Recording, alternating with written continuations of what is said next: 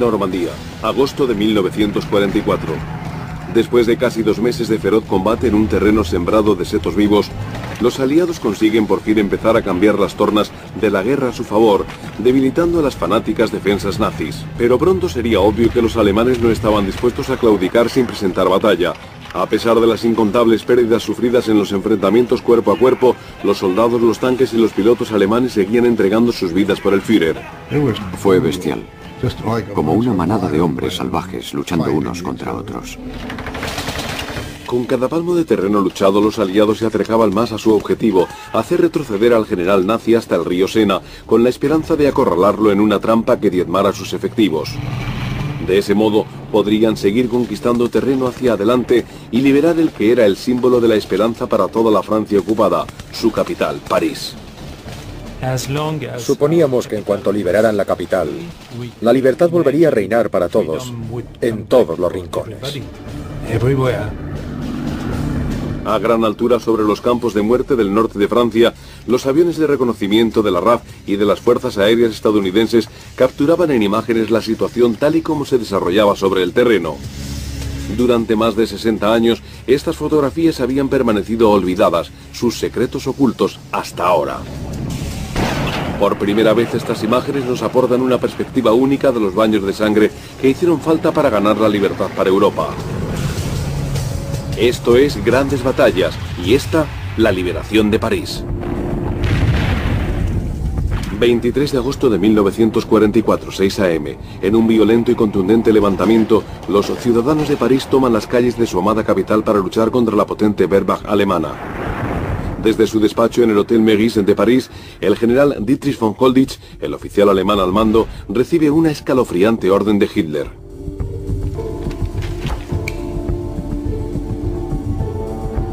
Luchen hasta que no quede ni un hombre vivo.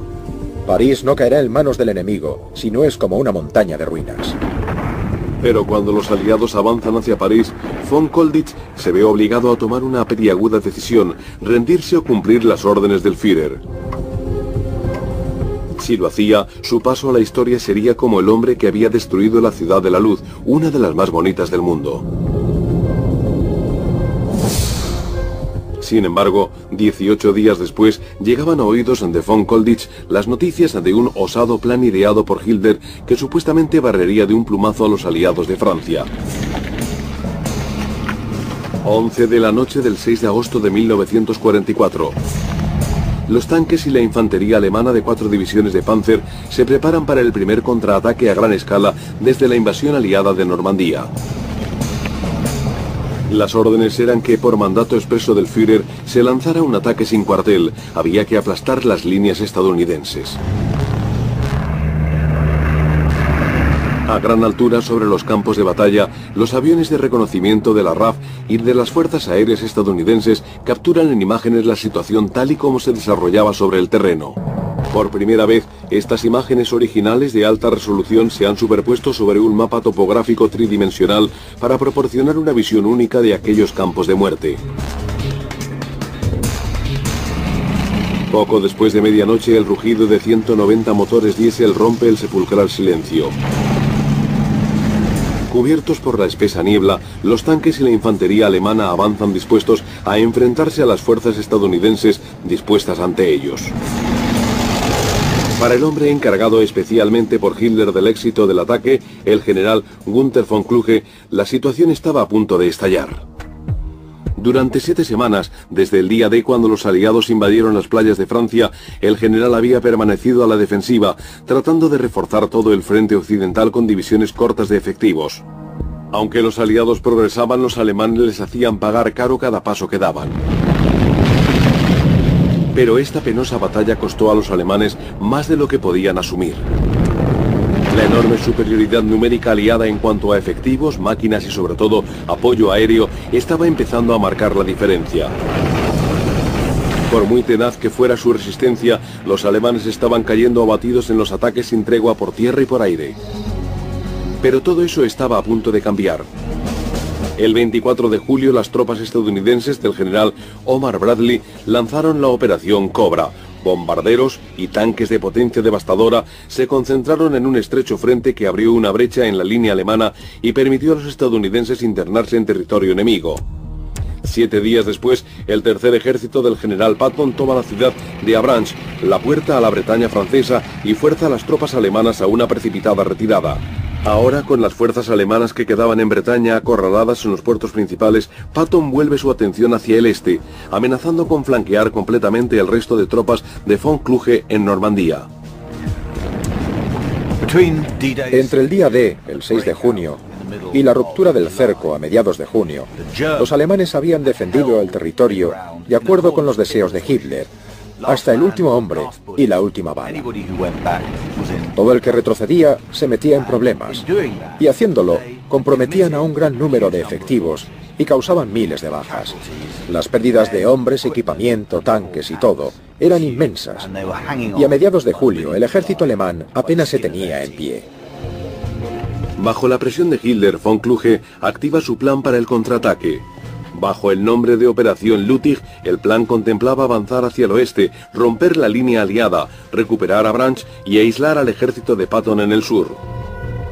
Luego volvería hacia el norte y arremetería contra el primer ejército estadounidense. El eje del ataque recayó en la segunda división SS de Panzer encargada de tomar Mochten. A las 6 de la tarde, las vanguardias de la 30 División de Infantería estadounidense marcharon sobre Mochten y empezaron a atrincherarse en torno a la ciudad. Esta maniobra la llevaron a cabo completamente inconscientes de que Mochten se encontraba en mitad de la ruta de las concentradas formaciones de Panzer, cuyo objetivo era abrirse camino hasta Avranches.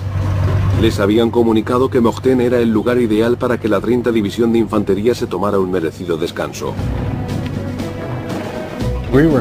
Se suponía que era una zona de descanso. La primera, en la que tendríamos posibilidad de relajarnos de verdad, de dormir, de ducharnos y de cambiarnos de ropa, pero no fue así en absoluto. Lo que las tropas no sabían era que el servicio de inteligencia aliado, de alto secreto ultra desde Inglaterra, había interceptado todos los detalles del plan alemán. Pero con apenas unas horas de adelanto, no había tiempo suficiente para organizar posiciones de defensa antes del ataque. Cuando faltaba un minuto para la medianoche, la segunda división de Panzer atacó. Los tanques y la infantería alemana avanzaron sobre Mochten y chocaron contra el segundo batallón del 120 Regimiento de Infantería en el centro de la ciudad. Entre sus estrechas calles y dentro de sus casas se desató una cruenta batalla. Aisladas y rodeadas, las unidades individuales de la 30 División de Infantería fueron lentamente empujadas hacia atrás, pero otras unidades de esa misma división seguían atrincheradas en las afueras de la ciudad y ahora lanzarían su contraataque. Aquello fue un combate brutal, un tira y afloja constante en el que ningún ejército sabía exactamente lo que estaba ocurriendo. Los alemanes trataron de dividir nuestras tropas en dos, pero aquello era como manadas de hombres salvajes luchando unos contra otros. Con la mayor parte de Mochten en manos alemanas, los Panzer empiezan a emerger desde el oeste y hacia Avranches. A mediodía del 7 de agosto, la segunda de Panzer había roto las líneas estadounidenses. Parecía que por un milagro el plan de Hitler había funcionado. Todo lo que se interponía entre ellos y las tropas estadounidenses en Normandía para devolverlos a la cabeza de playa era un decidido batallón de la 30 de Infantería.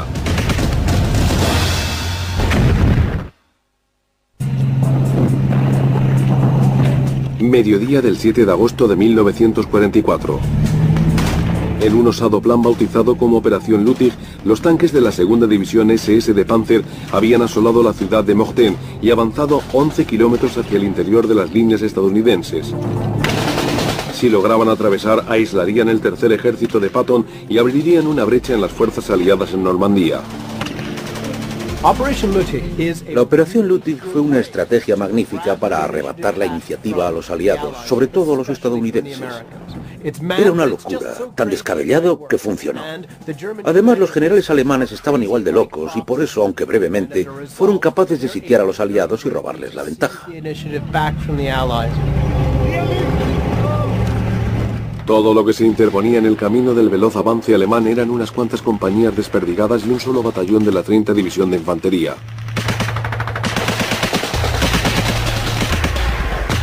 Aisladas y rodeadas, las tropas pensaron con rapidez.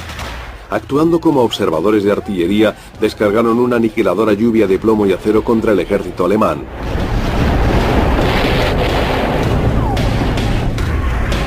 La división de la SS fue contundentemente detenida casi en el punto de partida. La humeante chatarra y los cuerpos descuartizados sembraban el terreno. Aturdidos, los alemanes desahogaron su ira contra la 30 División de Infantería. Ahora el futuro de Normandía dependía de la capacidad de aquellos hombres para mantener su posición. Los niveles de violencia eran salvajes, porque no podíamos cavar lo suficiente para escapar de todo aquello, así que murieron muchos, muchísimos hombres, y otros tantos fueron heridos a causa de lo mismo. A las 3 de la tarde, la 30 resistía bajo el salvaje ataque de los tanques, la artillería y la infantería alemanas. Sus posiciones constituían el blanco directo de los infames lanzacohetes Nebelwerfer, llamados Screaming Mimis. Lo primero que se oía era un whoop y después el grito de alguien que decía Screaming Mimi, pero no hacía falta que lo dijera porque todo el mundo conocía ese sonido. Se oía el primer whoop seguido de otros whoop, whoop, whoop, cada vez más altos, que nos helaban a todos la sangre.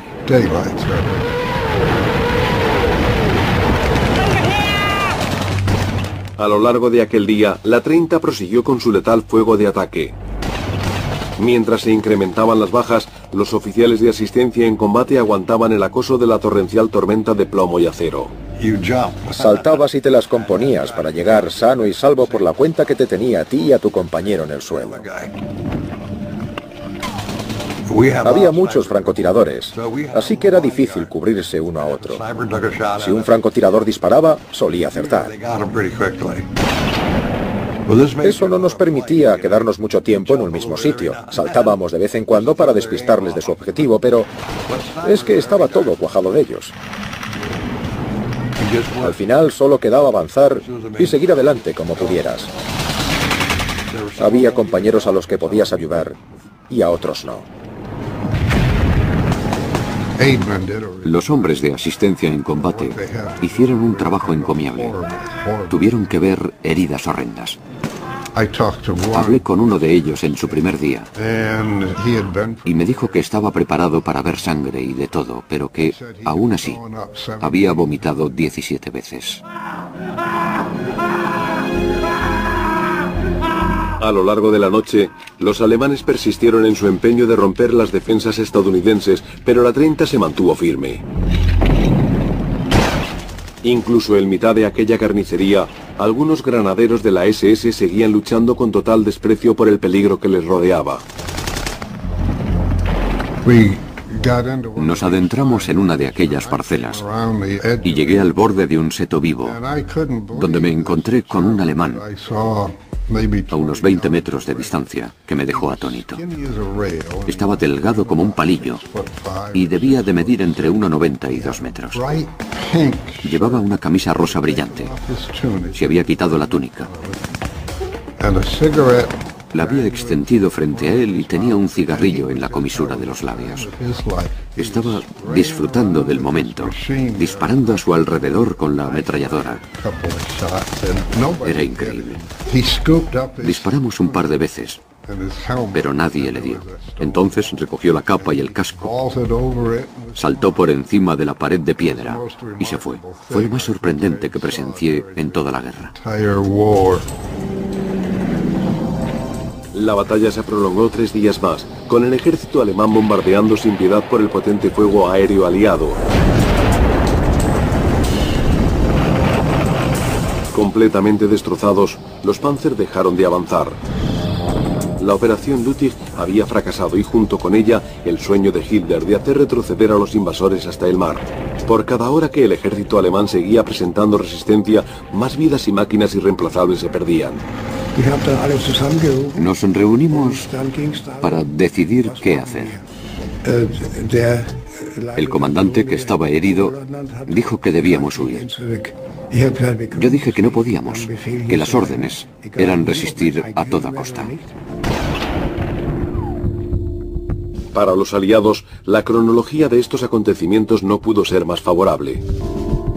Mientras las fuerzas alemanas se consumían luchando contra los estadounidenses en el oeste, en otra parte del frente, los canadienses lanzaban la operación Total Ice, una rápida ofensiva acorazada al sur de Caen, con el objetivo de alcanzar la vital posición de Falaise. El ejército canadiense preparaba una gran operación que pretendía rodear a los alemanes en el interior del inmenso cerco estadounidense. Se trataba de convertir, con una tajante carga, el contraataque alemán en una bolsa de prisioneros. A las 11 de la noche, 1000 bombarderos de la RAF dispararon una arrasadora descarga de explosivos de gran potencia contra los flancos que cercaban el ataque canadiense. Después de 30 minutos de brutal destrucción, los bombarderos detuvieron el ataque y 2 divisiones de la 4ª canadiense y la 1ª polaca avanzaron a través de la línea de partida. Frente a ellas, la 12ª División de Élite de Panzer de la SS y los tanques Tigre causaron estragos en las vanguardias aliadas. 2 tanques ascendieron por la colina y cargaron contra todo lo que se les puso de por medio. No habían avanzado más de 270 o 370 metros cuando ambos fueron abatidos. Aquello era lo que más miedo nos inspiraba, porque si se ponía a arder, imagínese, la cordita, la munición, todo en llamas, explotando, y la gasolina y todo. Si no morías por los disparos, aquello también podía quemarte vivo. Había que alejarse en menos de 30 segundos para que no te atrapara. Después de 2 días de frenéticos combates, la operación Total Ice se detuvo de repente, sin llegar a romper el cerco que rodeaba Falaise. La ofensiva aliada se había quedado a 19 kilómetros de la vital ciudad. De momento, los alemanes habían logrado contener la avalancha de tropas aliadas. Pero el comandante alemán, el general von Kluge, sabía que era solo cuestión de tiempo que volverían a atacarlo de nuevo. Los comandantes alemanes temían que con la amenaza de los canadienses al norte, si el tercer ejército de Patton cargaba desde el sur, los aliados lograran hacer un movimiento en pinza que engulleran a todo el ejército alemán en Normandía.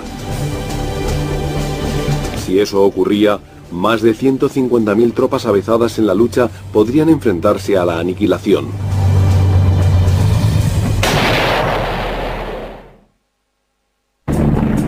El 10 de agosto de 1944, la situación para los alemanes de Normandía llegaba al borde del colapso.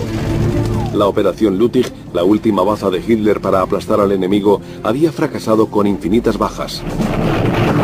Aunque sus divisiones de Panzer SS resistían la embestida de la apisonadora aliada, era cuestión de tiempo ya que el muro defensivo se viniera abajo. Conscientes de que el panorama alemán se agravaba por momentos, el comandante estadounidense Omar Bradley ideó un ambicioso plan. Se dio cuenta de que el tercer ejército del general Patton, concentrado en Bretaña, se encontraba en una posición perfecta para tomar dirección norte hacia Alençon. Por su parte, el primer ejército canadiense avanzaría hacia el sur, a través de Falaise. Así, en un movimiento de pinza, 2 ejércitos alemanes enteros formados por unas 150.000 tropas quedarían completamente atrapados. La oportunidad de cercar y aplastar definitivamente al enemigo es una de esas cosas que suceden muy raramente. Pero si el general Patton giraba y avanzaba desde la izquierda, quedaba montado el escenario para la destrucción total de todo el ejército alemán.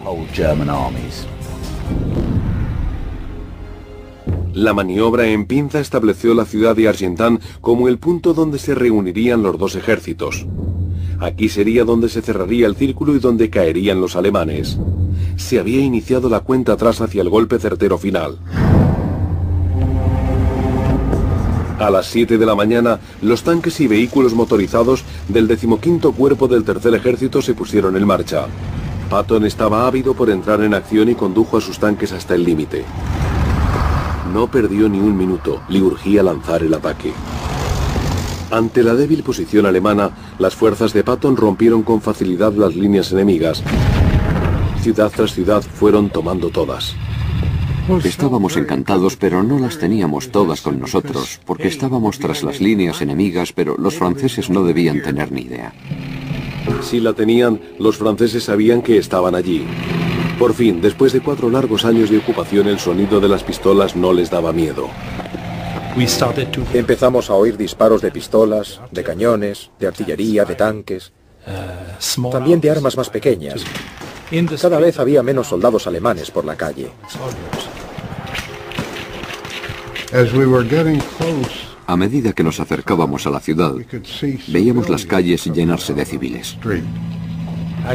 Vi el primer vehículo estadounidense y luego las estrellas blancas, un símbolo que extrañaba, acostumbrados a la cruz negra, y empezamos a saludarlos. Habían arreglado un gramófono pasado de moda, de esos con la trompa enorme y brillante. Y vino un hombre y puso la marsellesa. Mi abuela me dijo que había preparado una cesta con manzanas frescas, crudas. Me acerqué y se las di a aquel hombre, y me recompensó con un bombón, el primero de mi vida. Maravilloso, increíble. Te daban besos y abrazos y te ofrecían vino. Porrones por todas partes. Fue un momento glorioso. Pero las tropas de Patton no tenían mucho tiempo para disfrutar de la hospitalidad de los franceses. Debían mantener la presión sobre el ejército alemán en retirada. La tarde del 11 de agosto, el ejército estaba a apenas 19 kilómetros de Argentan. No obstante, cuando Patton lanzó la ofensiva final para alcanzar el punto de reunión establecido, descubre que, al contrario que en las demás ciudades, en esta no le va a resultar tan fácil entrar. Los alemanes resistieron con tenaz decisión y lograron contener al tercer ejército de Patton al sur de la ciudad. Tan confusas eran las líneas de comunicación que a veces los soldados aliados, en mitad del baño de sangre, se veían amenazados por el fuego de sus propios tanques. Miré a mi alrededor, había unos 8 hombres, y le dije a uno de ellos que teníamos que acercarnos al tanque, a decirle que dejara de disparar porque estaba haciéndolo contra nuestros propios hombres. No sé qué me impulsó a hacerlo, pero de repente yo mismo salté de la trinchera hasta el tanque. Oí la explosión de un par de disparos. Cuando miré a la trinchera, todos los hombres que habían quedado allí estaban muertos. En el fragor de la batalla de Argentan, Patton llamó a Bradley y le sugirió un plan para bordear Argentan y cubrir él mismo la distancia de 32 kilómetros que quedaba para cerrar el cerco. Bradley se negó y le prohibió que cerrara el cerco. Bradley sabía que incluso si lograban reunir los ejércitos estadounidense y canadiense en el punto acordado en Falaise, los alemanes se abrirían camino por cualquiera de las muchas brechas que había dejado el ejército estadounidense. Con el frente sur de la trampa firmemente consolidado, recaía en los canadienses la responsabilidad de la pinza norte. La operación Tractable fue el segundo intento de los canadienses para tomar la ciudad de Falaise. A las 11:45, a través de una espesa cortina de humo, los tanques y la infantería canadiense avanzaron hasta el corazón del fuego enemigo, pero ante la obstinada oposición alemana, el movimiento se convirtió en un baño de sangre. Casi cada granja se convertía en una fortaleza. Muchas de ellas estaban amuralladas con paredes de ladrillo o de piedra.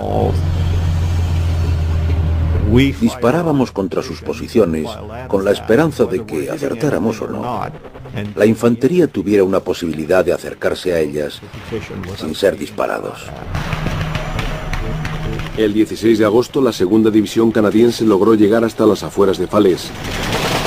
El combate en el interior de la ciudad fue brutal. Defendida por la imbatible 12ª División Panzer SS, los canadienses tuvieron que pelear cada metro. La noche del 17 de agosto, el comandante alemán von Kluge recibió una carta de Hitler. Encolerizado por el fracaso de la operación Lüttich y la debilitación constante de su ejército, le ordenaba entregar sus fuerzas al mariscal de campo Walter Model y regresar inmediatamente a Berlín. Von Kluge, deprimido por ser señalado como culpable de las derrotas en Normandía, se suicida. Y si es verdad que los canadienses terminaron conquistando la victoria en Falaise, también lo es que lo hicieron muy tarde. Se había perdido la oportunidad de cerrar el cerco en Argentan. Decididos en su empeño por aplastar a los ejércitos alemanes atrapados, los comandantes aliados cambiaron el punto de reunión para situarlo en Chambois, a 16 kilómetros al este de Argentan. Desde el norte, el general Montgomery ordenó a las divisiones acorazadas canadiense y polaca dirigirse a Chambois, al tiempo que las divisiones francesa y estadounidense atacarían por el sur. El combate fue uno de los más violentos de toda la campaña de Normandía, sin cuartel. La batalla se libró hasta la muerte.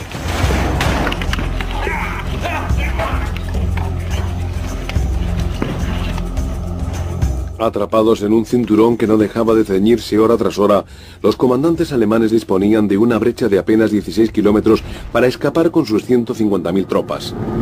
Pero con el tiempo corriendo en su contra, tuvieron que tomar una decisión fatal. Por primera vez desde el día D, trasladaron a sus hombres a la luz del día. Sin cobertura aérea y completamente expuestos al ataque de los aviones aliados, la bolsa se convirtió en un saco de muerte. En la distancia, veía la masa formada por nuestros hombres y nuestros tanques saliendo en tropel de un pequeño bosque. Era un caos. Muchos se paraban y trataban de refugiarse, pero era imposible, porque el fuego provenía de todas las direcciones. Estábamos atacando las concentraciones de tanques alemanes. Era una hostigación constante y muy eficaz. Me acuerdo de que cada cohete tenía la potencia explosiva de un misil naval de 15 centímetros. Eran ojivas de 27 kilos, muy letales.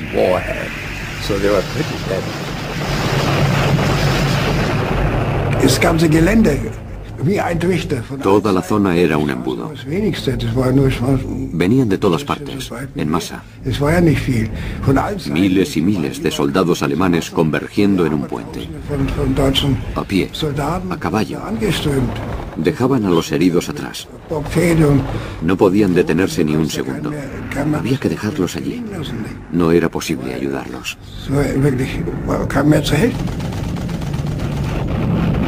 Si no morían por el fuego aéreo, lo hacían por los disparos de la artillería y los tanques aliados. Los signos del apocalipsis se hacían evidentes por todas partes: vehículos ardiendo, caballos muertos, soldados con las entrañas desperdigadas por el suelo. Fui hacia la carretera más cercana y estaba plagada, completamente cuajada de escombros, cadáveres de soldados y de caballos, equipamiento arruinado. Había tramos en los que era imposible encontrar un hueco de asfalto libre en el que pisar. Por entonces los cuerpos empezaban también a descomponerse, a hincharse. Si tocabas algo, un enjambre de moscas salía volando. Era increíble, lo tenían todo invadido. Era repugnante. Se veían los gusanos apelotonados en las heridas y saliendo por los huecos de los ojos, por todas las aberturas de la cara. Espeluznante, vamos, horrible. A pesar de la cruenta masacre, aún había una brecha de 16 kilómetros por la que los alemanes podían escapar. Pero en su camino se interponía la primera división acorazada polaca, ávida por cobrarse venganza por los 4 años de ocupación y por infligir la derrota definitiva sobre la máquina de guerra nazi.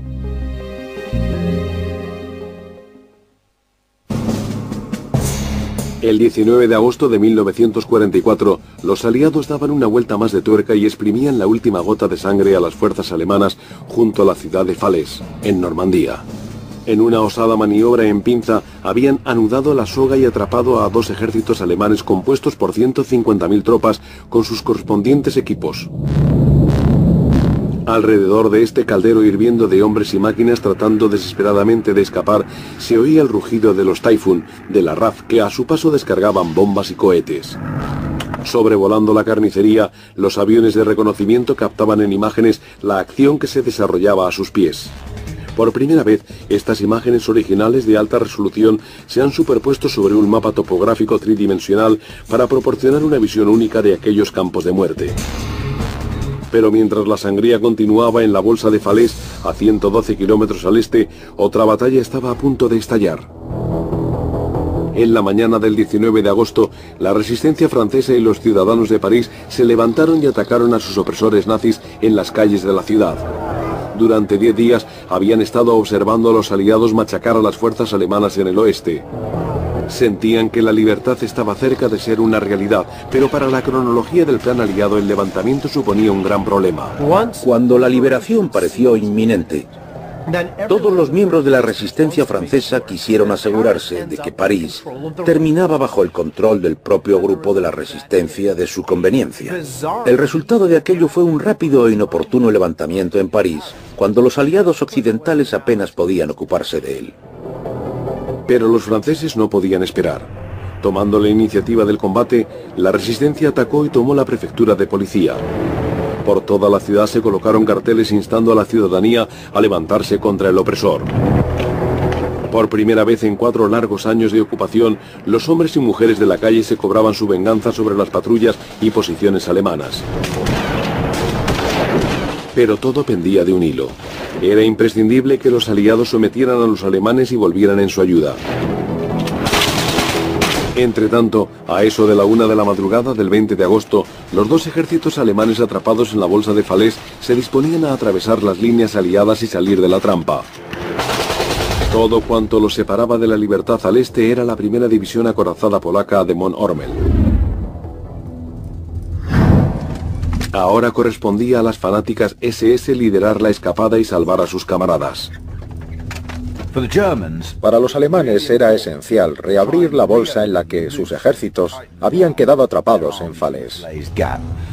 Tenían que abrirse caminos a través de las líneas aliadas en su punto menos guarnecido, para que sus hombres, sus armas y sobre todo sus tanques escaparan en dirección este, hacia el Sena, donde podrían reagruparse y construir una nueva línea defensiva que contuviera a los aliados. A las 4 de la madrugada, la división segunda SS Panzer Das Reich, que ya había salido de la bolsa, dio la vuelta y entró de nuevo en acción.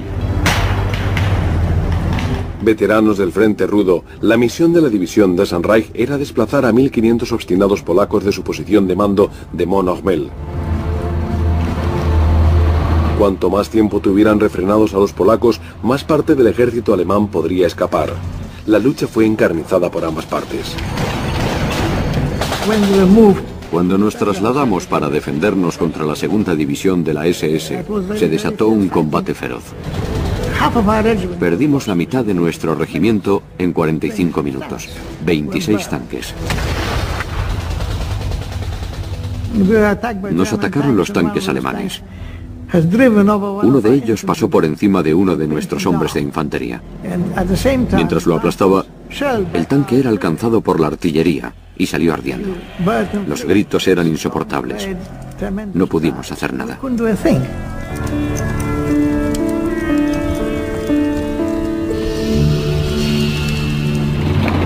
Atacados por los dos lados, escasos de municiones y sin ayuda ninguna, los polacos repelían un ataque tras otro. Para los hombres que habían conseguido escapar del invasor nazi 4 años atrás, había llegado el momento de la revancha. Había visto bombardeos indescriptibles. Las fuerzas aéreas alemanas se entretenían matando inocentes, así que el sentimiento de venganza estaba profundamente enraizado en nosotros y queríamos devolverles lo que nos habían hecho. A las 5 de la tarde, el combate en Mont Ormel toca a su fin. Exhaustos, ensangrentados, pero aún vivos, los polacos, que habían sufrido más de 1.300 bajas, lograron mantener su posición contra la arremetida alemana más desesperada. Los polacos habían conservado su posición y las tropas canadienses y estadounidenses habían avanzado hasta cerrar finalmente el cerco. A las 10 de la noche del 20 de agosto, la bolsa estaba completamente cerrada. Perdida definitivamente la última oportunidad de escapar, las tropas alemanas restantes empezaron a rendirse a miles. En unos días, 50.000 de ellas se convirtieron en prisioneros. Los alemanes se rendían por todas partes. Incluso los capellanes recogían prisioneros. Por supuesto, cualquier soldado en esa situación, en la que ya se rinde, está contento porque todo ha terminado. La sanguinaria batalla para cerrar la bolsa de Falaise había fulminado 2 ejércitos alemanes. Murieron casi 15.000 hombres y se perdieron más de 500 tanques. Pero también escaparon casi 50.000 alemanes y Francia no había sido aún liberada. las miras de los aliados se tornaban hacia París. 20 de agosto de 1944. En apenas 14 días de encarnizada batalla, los aliados habían atrapado y diezmado 2 ejércitos alemanes en Normandía. Se habían perdido casi 15.000 hombres y unos 50.000 se habían tomado como prisioneros, con casi todo su equipamiento inservible. La liberación de París estaba al alcance de los aliados. Sin embargo, ninguno de los comandantes aliados se sentía cómodo con la perspectiva de tomar una ciudad del tamaño de París. Temían que el feroz combate cuerpo a cuerpo en sus calles disparara el número de bajas y desviara hacia la capital los refuerzos tan necesarios para la línea del frente. París planteaba un dilema para los aliados. Sabían que iban a requerir muchos suministros para el combate, gasolina y alimentos entre ellos, claro está. Y encima, ahora surgía la necesidad de alimentar a toda una ciudad de millones de habitantes. Un tremendo problema. El 22 de agosto los combatientes de la resistencia y los parisinos, que llevaban 4 días de enfrentamientos, levantaron barricadas en el centro de la ciudad. Donde una vez solo se veían esvásticas, ondeaban ahora las banderas tricolores francesas. Mientras los aliados observaban el suceder de los acontecimientos en París a través de las fotografías aéreas, los mensajes radiofónicos enviados por los líderes de la resistencia les hacían llegar malas noticias. Les alertaban de que a menos que los aliados enviaran un ejército a liberar la capital, París ardería en llamas y el levantamiento podría ser cruelmente sofocado con numerosas pérdidas humanas. Para el general Leclerc, de la segunda división acorazada francesa, la espera se había prolongado demasiado. Si los comandantes aliados no eran capaces de tomar una decisión, actuaría por su cuenta y liberaría la capital de su país. Por fin, a las 7:15 de la tarde, el general Bradley da la luz verde para que la división francesa avance hacia París. A las 6 de la mañana, 16.000 hombres de la segunda división acorazada francesa se disponen a entrar en la capital. El plan para asegurar París preveía que la división recorriera los 112,65 kilómetros desde Chambois y se dividiera luego en 2 flancos de ataque. Uno avanzaría desde el oeste y entraría a través de Versalles y otro se acercaría desde el sur vía Fresnes. Pero entrar en París no iba a resultar fácil. 20.000 soldados alemanes esperaban a los franceses en las afueras de la ciudad, y en el interior de la ciudad se había guarnecido con otros 5.000 hombres más y 50 piezas de artillería. Cuando la segunda división francesa inició su marcha sobre París, el hombre a quien Hitler había encomendado la misión de defensa de la ciudad, el general Dietrich von Choltitz, no cabía en su estupor ante la directiva enviada por el Führer.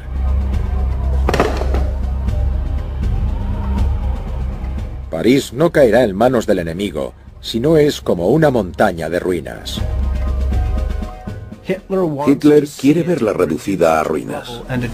Si no era para él, París no sería para nadie.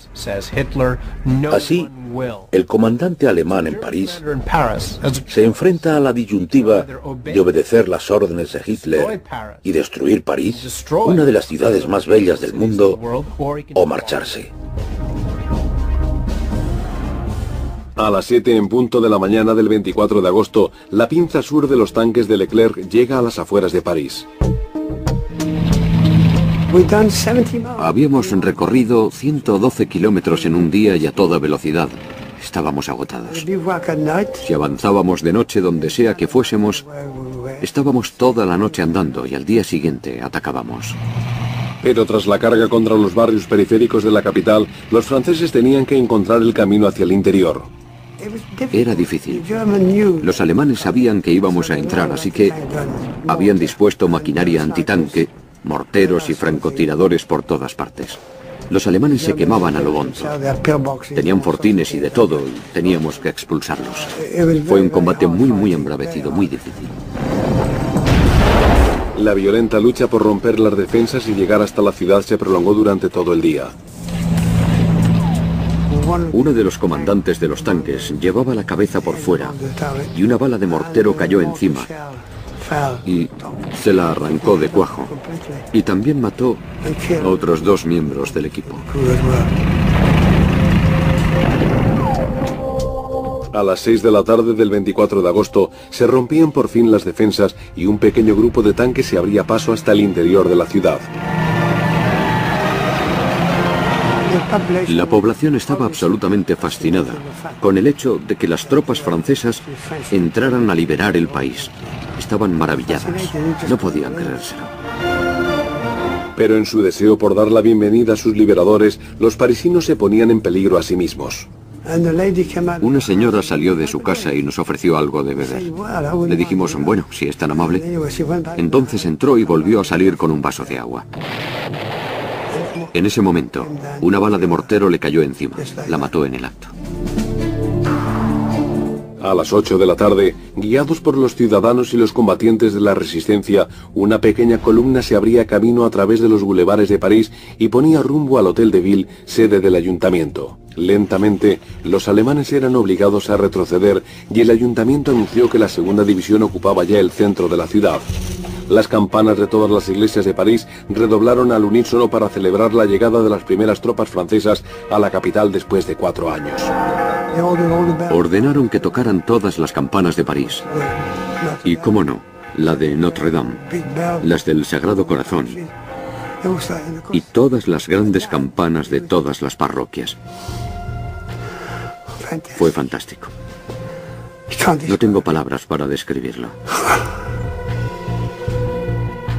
A las 5 de la madrugada del 25 de agosto, la segunda pinza del ataque francés entraba por la parte oeste de París y avanzaba hasta el centro de la ciudad. Sin embargo, aunque la mayor parte de París se encontraba ya bajo control francés, un reducto alemán seguía prestando fiera resistencia, el Hotel Majestic. Irónicamente, este había sido el centro de propaganda nazi, el lugar desde el que se habían transmitido a la Francia ocupada todos aquellos mensajes sobre la inquebrantable máquina de guerra alemana.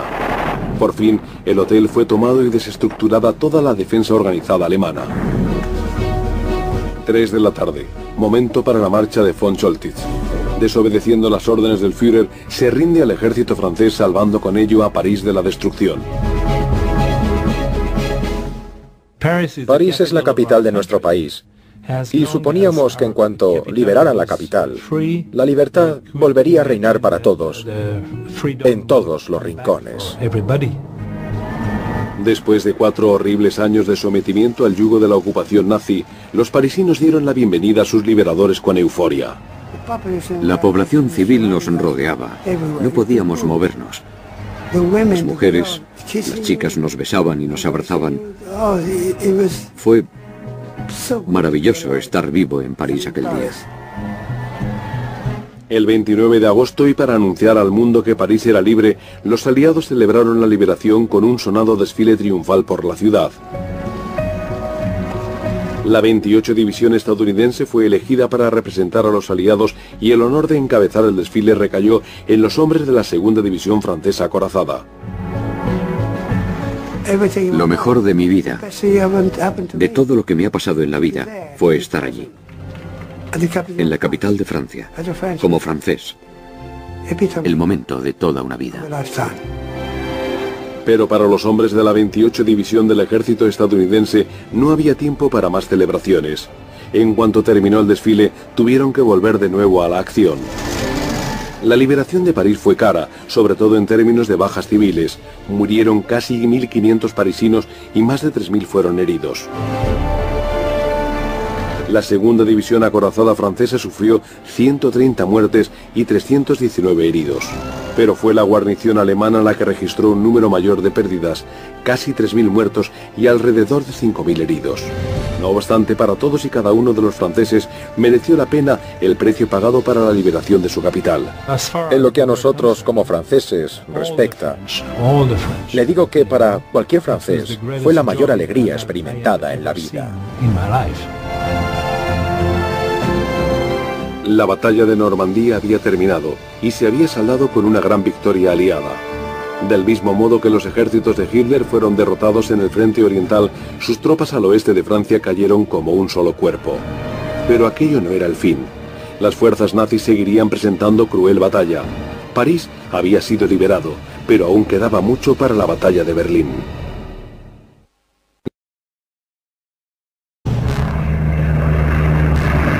A gran altura sobre los campos de batalla, los aviones de reconocimiento de la RAF y de las fuerzas aéreas estadounidenses capturan en imágenes la situación tal y como se desarrollaba sobre el terreno.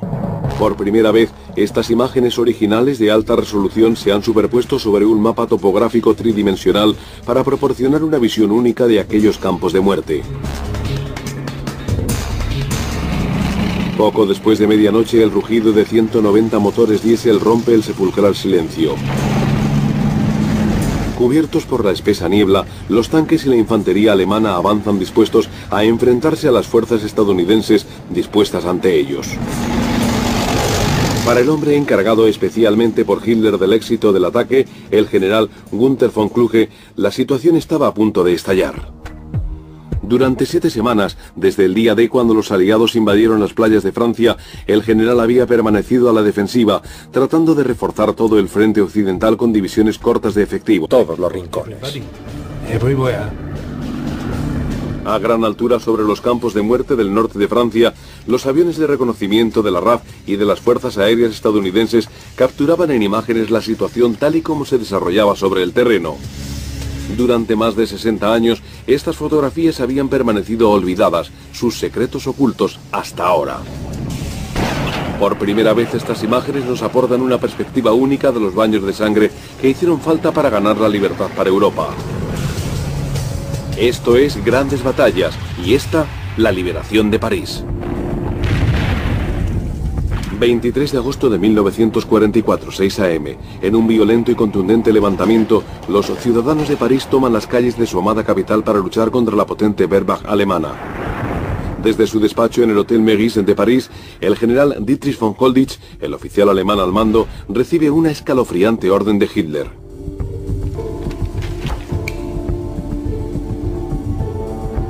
Luchen hasta que no quede ni un hombre vivo.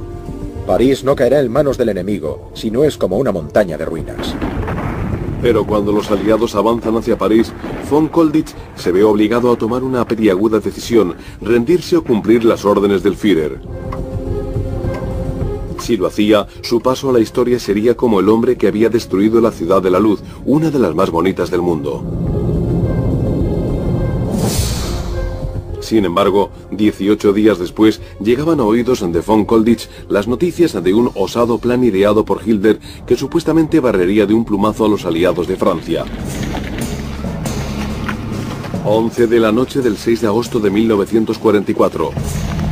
Los tanques y la infantería alemana de 4 divisiones de Panzer se preparan para el primer contraataque a gran escala desde la invasión aliada de Normandía. Las órdenes eran que, por mandato expreso del Führer, se lanzara un ataque sin cuartel. Había que aplastar las líneas estadounidenses. Normandía, agosto de 1944. Después de casi 2 meses de feroz combate en un terreno sembrado de setos vivos, los aliados consiguen por fin empezar a cambiar las tornas de la guerra a su favor, debilitando a las fanáticas defensas nazis. Pero pronto sería obvio que los alemanes no estaban dispuestos a claudicar sin presentar batalla. A pesar de las incontables pérdidas sufridas en los enfrentamientos cuerpo a cuerpo, los soldados, los tanques y los pilotos alemanes seguían entregando sus vidas por el Führer. Fue bestial, como una manada de hombres salvajes luchando unos contra otros. Con cada palmo de terreno luchado, los aliados se acercaban más a su objetivo, hacer retroceder al general nazi hasta el río Sena, con la esperanza de acorralarlo en una trampa que diezmara sus efectivos. De ese modo, podrían seguir conquistando terreno hacia adelante y liberar el que era el símbolo de la esperanza para toda la Francia ocupada, su capital, París. Suponíamos que en cuanto liberaran la capital, la libertad volvería a reinar para todos. Aunque los aliados progresaban, los alemanes les hacían pagar caro cada paso que daban. Pero esta penosa batalla costó a los alemanes más de lo que podían asumir. La enorme superioridad numérica aliada en cuanto a efectivos, máquinas y sobre todo apoyo aéreo estaba empezando a marcar la diferencia. Por muy tenaz que fuera su resistencia, los alemanes estaban cayendo abatidos en los ataques sin tregua por tierra y por aire. Pero todo eso estaba a punto de cambiar. El 24 de julio las tropas estadounidenses del general Omar Bradley lanzaron la Operación Cobra. Bombarderos y tanques de potencia devastadora se concentraron en un estrecho frente que abrió una brecha en la línea alemana y permitió a los estadounidenses internarse en territorio enemigo. 7 días después, el tercer ejército del general Patton toma la ciudad de Avranches, la puerta a la Bretaña francesa, y fuerza a las tropas alemanas a una precipitada retirada. Ahora, con las fuerzas alemanas que quedaban en Bretaña acorraladas en los puertos principales, Patton vuelve